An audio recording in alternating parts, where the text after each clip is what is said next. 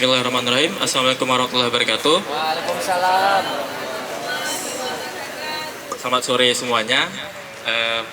Selamat datang bagi yang baru join di hari ini. Perkenalkan, nama saya Muhammad Rafinaldi. Saya wirausaha dan hari ini ingin bercerita sedikit tentang organisasi secara umum. Definisi, unsur-unsurnya, jenisnya dan perilaku organisasi itu. Izin Bang Lucy. Ya, jadi sepengetahuan saya sudah pernah berorganisasi di kampus selama 4 tahun dari 2016 sampai 2020. Jadi yang seperti udah saya baca teori dan yang sudah saya jalani, bagaimana organisasi itu apa, yang seharusnya bagaimana, dan berperilaku sebagai apa kita. Jadi sudah saya jalani juga. Definisi secara teori, organisasi itu adalah kumpulan dari 2 atau lebih orang itu dengan mempunyai tujuan visi yang sama.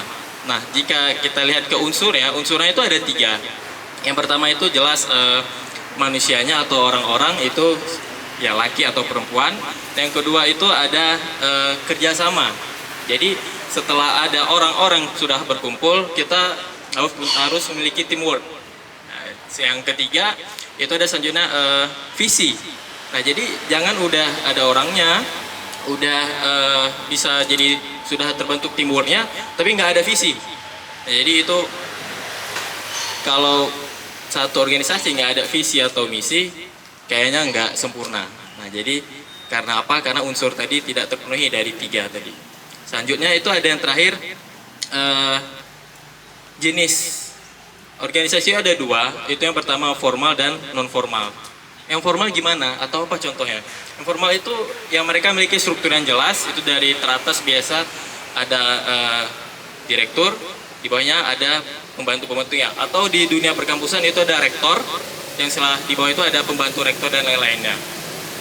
Kalau untuk non formal, nah jadi definisi non formal itu kumpulan dari setiap kita ini individu yang memiliki satu minat atau hobi. Contohnya kayak kita sekarang ini komunitas berucap. Nah, ini bisa saya bilang ini non formal. Jadi ini cerita sedikit saya di kampus kemarin.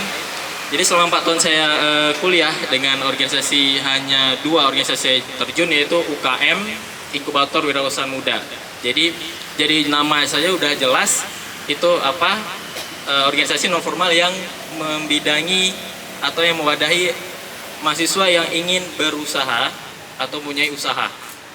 UKM, Inkubator Wirausaha Muda. Nah, jadi selama 3 tahun di situ saya mengalami berbagai macam peristiwa di mana kita satu waktu kita harus melawan idealis kita, satu waktu kita harus mengalah karena keadaan, satu waktu kita harus bisa menempatkan kita pada tempatnya. Dalam artian ada waktu kita harus bicara, ada waktunya kita harus diam, ada waktunya kita harus yang memang sepertinya kita benar, tapi kita juga harus ngalah. Jadi selama kita berorganisasi, perilakunya tuh yang saya ketahui ada 4. Yang pertama, ketika kita sudah di dalam organisasi, jangan pernah menghasut atau mengajak teman-teman untuk stay di satu organisasi yang sama. Yang kedua, ketika kita juga udah di dalam organisasi, jangan pernah mengajak atau menghasut mereka untuk keluar dari organisasi itu. Yang ketiga, kalaupun kita sudah keluar dari organisasi itu atau belum join organisasi itu, jangan menghasut atau mengajak organisasi itu. Dan yang terakhir, baik buruknya organisasi itu jangan pernah kita sebarluaskan, karena itu cukup jadi pribadi kita. Bisa jadi di mata yang lain organisasi itu cukup baik.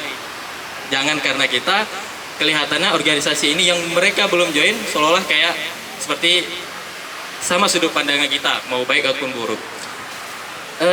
Sekian untuk latihan bicara ini, mungkin tidak terlalu berisi, tapi saya di sini belajar berbicara lebih tenang aja. Terima kasih, selamat sore. Terima kasih Bang Aldi. Tadi sebenarnya berisi sekali ya buat saya. Karena saya itu nggak pernah ikut organisasi Bang Aldi. Di kampus itu saya sibuk di lab, ngoding, jarang ketemu manusia. Jadi ini adalah informasi yang sangat berharga sebenarnya.